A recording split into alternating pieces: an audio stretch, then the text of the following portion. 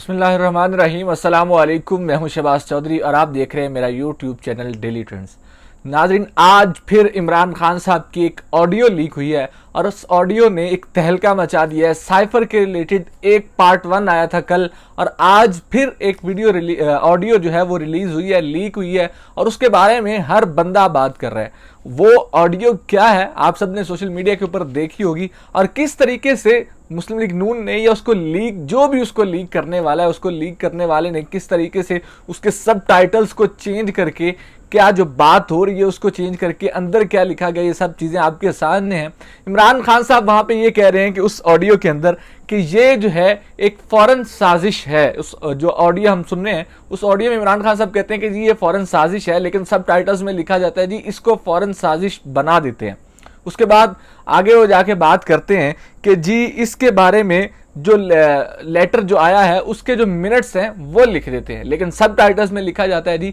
इसके जो लेटर जो है उसके मिनट्स जो है वो मर्जी के मिनट्स लिख देते हैं। अगर पिछली ऑडियो की बात करें तो उस ऑडियो के ऊपर इंसार अब्बासी साहब ने एक कॉलम लिखा और जो सब टाइटल्स में लिखा गया था वही उन्होंने जो अपने कॉलम में लिख दिया। उसके में भी इस तरह के ब्लंडर लीक करने वाले ने उसमें ब्लंडर किए हुए थे और वो आज बाकायदा तौर पे इंसार अब्बासी साहब ने ऑनलाइन जंग के ऊपर भी और जंग अखबार के अंदर भी अपनी गलती को तस्लीम करके माजरत के नाम से एक खबर शाया की और माजरत की बाकायदा तौर पे कि हम उस जो ऑडियो के टाइटल थे उसको गलत पढ़ के या जो बात नहीं की गई हमने उस चीज़ को शाया किया। ये जंग और जियो की आज की अखबार के अंदर आपको मिल जाएगा। लेकिन वही ब्लंडर एक दफ़ा फिर साइफर से रिलेटेड ऑडियो लीक की जाती है और उसके बाद जो है उसके ऊपर सब टाइटल्स लगा के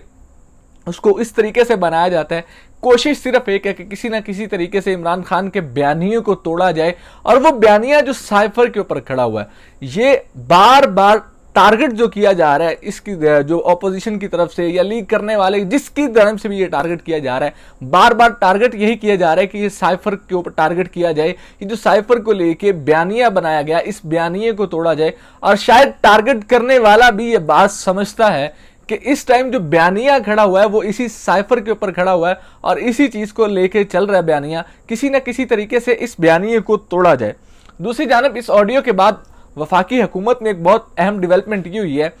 कि वफाकी हुकूमत इस टाइम सोच रही है और बाकायदा तौर पे कुछ ज़रा ये दावा कर रहे हैं कि जी इमरान खान के ऊपर आर्टिकल 6 का मुकदमा बनाने जा रही है ये हुकूमत। क्योंकि सियासी तौर पे शायद इमरान खान का उस तरह से मुकाबला नहीं कर पा रही, इसी तरीके से कभी उनके ऊपर दहशत गर्दी का मुकदमा बनता है, कभी जो है तौहीन अदालत का मुकदमा बनता है, कभी 144 की खिलाफ वर्जी का मुकदमा बनता है, कभी किसी को धमकाने का मुकदमा बन जाता है, कभी तौहीन इलेक्शन कमीशन का मुकदमा बन जाता है, कभी तौहीन चीफ इलेक्शन कमिश्नर का मुकदमा बन जाता है। तो इस तरह के मुकदमों के जरिए किसी न किसी तरीके से उनको सियासत से आउट रखने की कोशिश की जा रही है।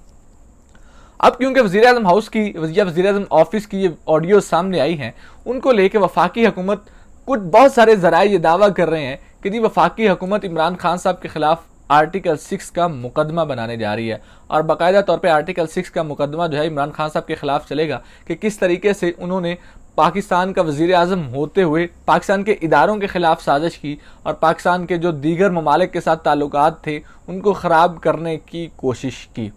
ये तो वफाकी हुकूमत की एक फैसला है। उसके बाद आज वज़ीर-ए-आज़म हाउस में एक बड़ी अहम डेवलपमेंट हुई है और बड़ी उखाड़ पुछाड़ और तब्दीलियां सामने आ रही हैं। सबसे पहली तब्दीली तो ये नज़र आ रही है कि जी वफाकी हुकूमत ने ये एलामिया जारी किया कि आज के बाद जितनी भी वफाकी काबीना की मीटिंग्स होंगी उसमें कोई भी शख्स चाहे वो सरकारी है गैर सरकारी है, ये जितने भी लोग उसमें शामिल आएंगे, सिविलियन होंगे मिलिट्री होंगे, वो ना तो मोबाइल उसमें लेके आ सकते हैं और ना ही इलेक्ट्रॉनिक डिवाइसेस साथ लेके आ सकते हैं। ये इससे वफाकी हुकूमत पता नहीं क्या तासुर देना चाह रही है, लेकिन साफ तासुर इससे यही जाता है कि शायद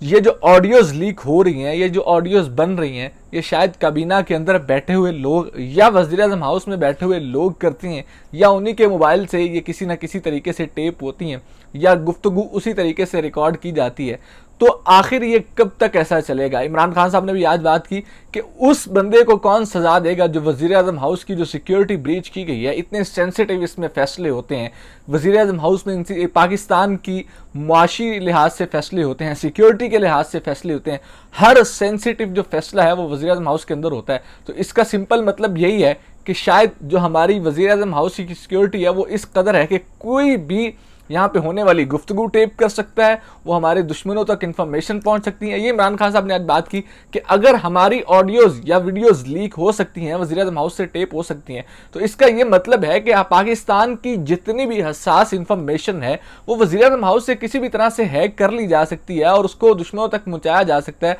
या वो जो ऑडियोज हैं या वीडियोज हैं उनको लीक करके या उनको टेप किया जा सकता है, हैक किया जा सकता है। तो कहाँ है ये हमारी सिक्योरिटी? उसके बाद जी बात ये करते हैं कि जी आज वफाकी काबीना ने ये सब फैसला किया और इमरान खान साहब के खिलाफ आर्टिकल 6 लगाने का जो फैसला है, देखते हैं उससे क्या बनता है। लेकिन एक चीज सामने है कि साइफर का एक ऑडियो लीक हो या दूसरी ऑडियो लीक हो, इससे कोई इतना ज्यादा फर्क तो पड़ने वाला नहीं है,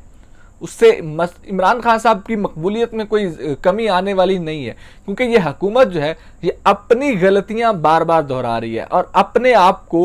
एक्सपोज कर रही है जितना करना चाहिए। इनको अपने केसेस माफ करवाए जा रहे हैं, अपने जो है वो अदालतों से रिलीफ लिया जा रहा है। कोशिश यही है कि किसी ना किसी तरीके से जितने अपने केसेस हैं वो माफ़ किए जाए, माफ़ करवाए जाएं और ख़ुद जो है वो सियासत में आके हिस्सा लिया जाए। कल मरीम नवाज़ की बरीयत भी हुई, आगे देखने में ये आ रहा है कि जी नवाज शरीफ साहब भी वापस आ रहे हैं और उनके केसेस में भी उनको रिलीफ दिया जाएगा और उनके केसेस को भी ख़त्म किया जाएगा। वो केसेस ख़त्म करके जब नवाज शरीफ साहब पाकिस्तान वापस आएंगे तो इससे शायद इमरान खान साहब का जो बयानिया है, क्योंकि वो शुरू दिन से यही कहते आ रहे हैं कि मेरी हुकूमत गिराने का मकसद यही था कि इन्होंने NRO लेना था, मेरी हुकूमत गिराने का मकसद यही था कि इनके खिलाफ केसेस चल रहे थे, मेरी हुकूमत गिराने का मकसद यही था कि ये अपनी हुकूमत में आए और आकर अपने खिलाफ जितने भी केसेस हैं वो ख़त्म करें। मेरी हुकूमत गिराने का मकसद ये था कि नैब को बंद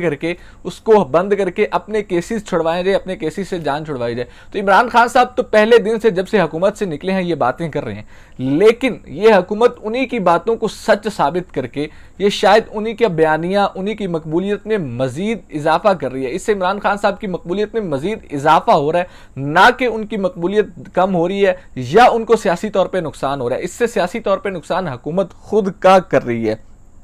उसके बाद जो है वफाकी काबीना देखते हैं कि कौन इस दफ़ा जो है मोबाइल डिवाइसेस नहीं लेके जाता, या कितने लोगों को ये मोबाइल डिवाइसेस की रोकते हैं। इसका साफ मतलब यही है कि जी आपके अंदर के लोग हैं जो आपकी ऑडियो स्टेप करते हैं, आपकी ऑडियो स्टेप करके बाहर के लोगों को देते हैं और मुखबर आपके अंदर हैं। देखते हैं कि ये मसाइल किस तरफ जाते हैं। क्या इमरान खान साहब के खिलाफ आर्टिकल 6 लगेगा? आर्टिकल 6 अगर लगेगा तो गद्दारी का केस जो बनेगा उसका क्या फैसला आएगा? क्या इमरान खान साहब के ऊपर गद्दारी का केस बना के उनको सियासत से आउट किया जाएगा, या दोबारा से फिर ये सारी सुनने में यही आ रहा है कि जी जितनी ये ऑडियोज आ रही हैं ये शायद इमरान खान साहब की हक में बेहतरी की तरफ जा रही हैं। तो देखते हैं हालात किस तरफ जाते हैं। इसी के साथ मुझे दीजिए इजाज़त और देखते रहिए डेली ट्रेंड्स।